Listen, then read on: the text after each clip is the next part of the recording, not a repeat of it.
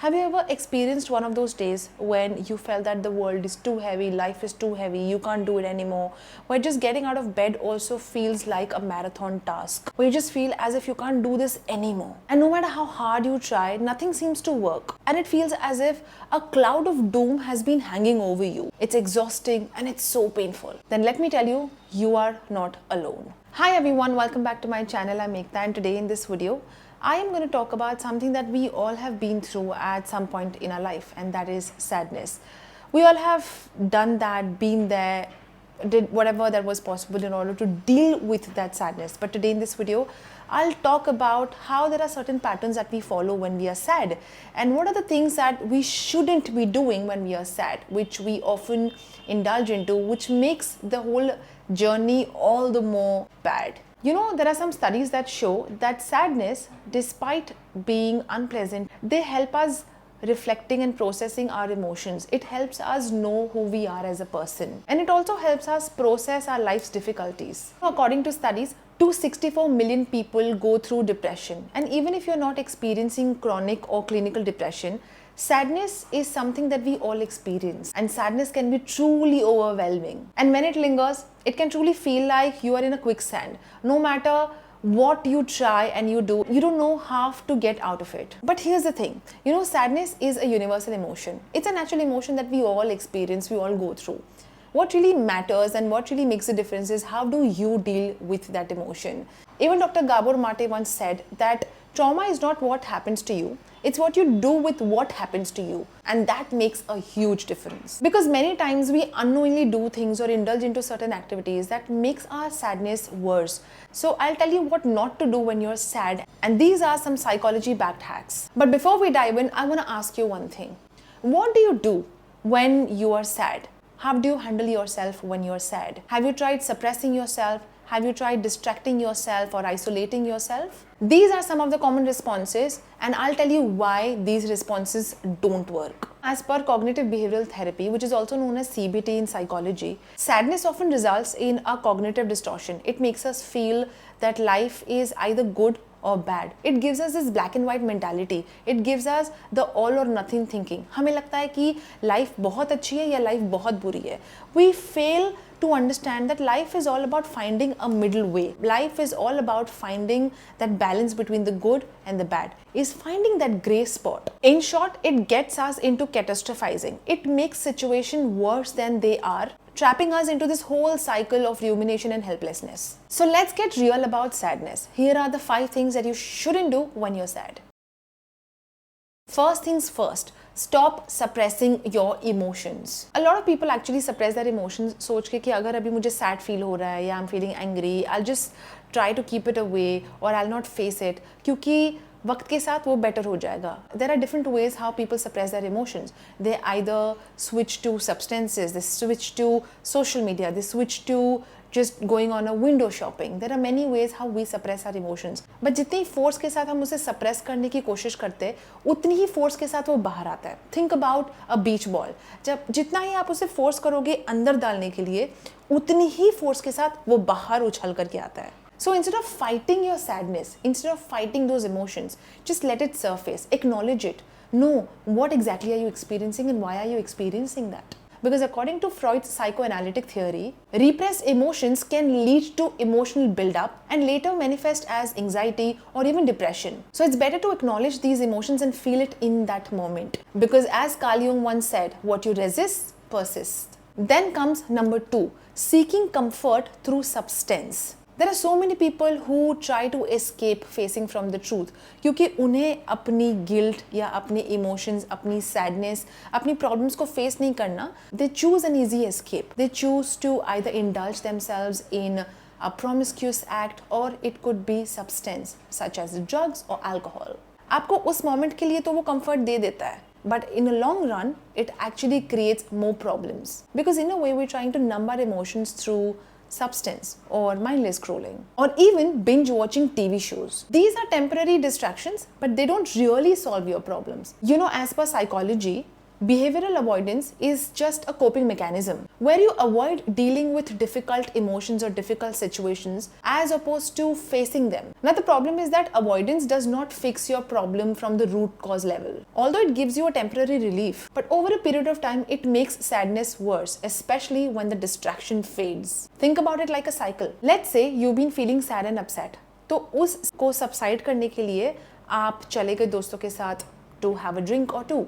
Now, for that time period, you're feeling good, you're feeling on the top, you're feeling absolutely great. But next morning when you wake up, you have to face the same cycle. You have to face the same problem. Let me give you an example. Imagine you're trying to clean your entire room, and in order to clean that entire room, you're shoving everything under the bed. उस moment के लिए तो आपको घर पूरा clean लगेगा.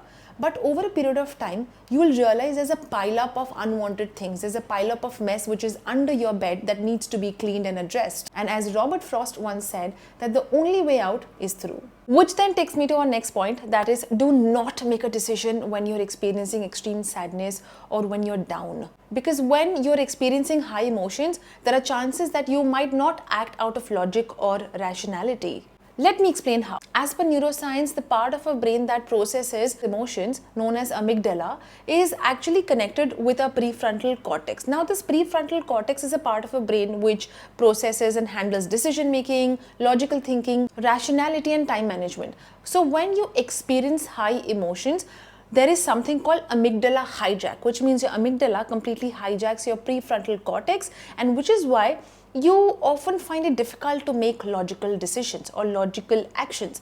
So when you're experiencing sadness, there are higher chances of you not acting out of your logic. Now, this was of course the logical part of it, the neuroscience part of it. But think about the time when you felt extremely lonely, sad, depressed, and you cried yourself to sleep or you bawled your eyes out. But the moment you woke up next morning, you were feeling fine, you were feeling logical, you were feeling okay, you felt more courageous in order to deal with that adversity or that problem or that crisis that you were experiencing. This is because you allowed your amygdala to kind of calm down so that your prefrontal cortex, that is your logical mind, to take over, to think more rationally. In other words, we also understand that every moment is so fleeting, which also teaches us the brevity of human emotions. At one moment, you might feel extremely sad, depressed, angry, but in another moment, you might just feel calm, composed. So it completely depends upon how do you really deal with your emotions. So next time when you feel extremely sad and depressed, just allow yourself to calm down. Some of the best practices are to meditate, to journal, to kind of indulge into some conversation that will allow your emotions to settle down. Another subsection of this is do not engage when your emotions are heightened. Try to look at the situation from a bird's eye view. When you indulge yourself in that situation or this crisis that has brought you the turbulence or the quagmire or the conundrum that you are into right now, just start to disassociate yourself from that situation. You know, when you look at it from a bird's eye perspective or when you look at the bigger picture, you realize that things are not as bad as it may seem.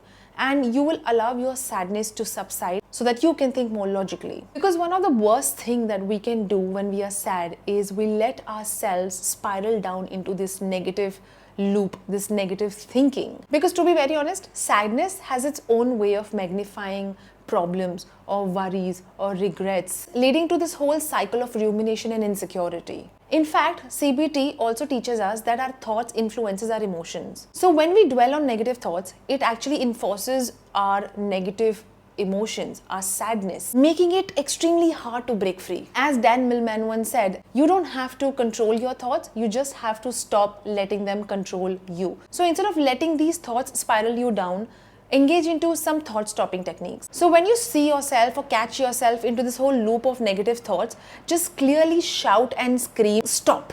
It just allows your mind to shut up and redirect your focus completely. So write down your challenges, write down your thoughts, write down about what's been bothering you and challenge them and focus on something else. But make sure that you do not focus on negative things like social media scrolling or a gossip session or indulging yourself into some kind of a substance. The next up is do not compare yourself when you're feeling sad. Today, because social media is just one click away, just one tap away, it's become easier for us to kind of compare ourselves to someone else's highlights. We know that social media is all about someone else's highlights. They don't share about the lowlights.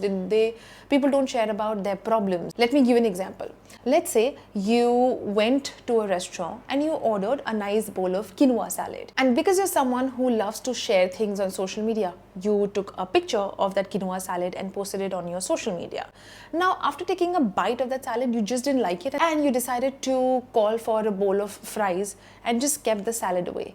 Now, someone who's looking at you might be thinking that, oh, she's so healthy, she focuses on her health, eats clean, exercises, but in the end, at the back of your mind, you know that you did not eat something healthy. Similarly, someone else putting up like a travel picture or a couple picture or maybe something that might make you compare your life with someone else's good parts or the highlights can actually make you feel more insecure. It can make you look at others and think that, oh, this person has it all together, whereas your life is completely down in the dumps. You don't have your career, your personal life, your relationships sorted out. You might scroll social media and feel that others are happier, they're more successful, and they're handling life better than you. But in real sense, they're not. They're struggling with some of the things that you might not be aware of. Even social comparison theory says that when you compare yourself to someone, especially when you feel vulnerable, it can lead to envy, insecurity, low self-esteem, and a worsened mood. And as we all know, that comparison is a thief of joy, which takes me to our last point that people often indulge into or get into when they are sad. That is, they ignore themselves. They ignore their self-love, self-care. They don't focus on who they are or their basic necessities. You know, when you're sad, it's easy to neglect yourself. Skipping meals, skipping exercises, not doing your basic to-dos or not following your routine, not getting enough sleep, maybe getting into unhealthy habits. When we neglect our basic needs, emotional state worsens. In fact, Maslow's hierarchy of needs also tells us that our physical well-being forms a foundation for a better emotional and mental well-being. So if you don't take care of your body, your mind will also suffer. Because to be honest, you cannot pour from an empty cup. So you have to start taking care of yourself first. I hope that you found this video useful, and please do share it with someone who may need it, who might need to hear it, who might find it truly helpful, especially when they are down, they are sad, they're not feeling right in their headspace. So do share it with them, and don't forget to like, share and subscribe to my channel, and don't forget to press the bell icon so that you can always stay connected and updated about all the things that I share here every single week. So I will see you next week very soon. Till then, bye bye.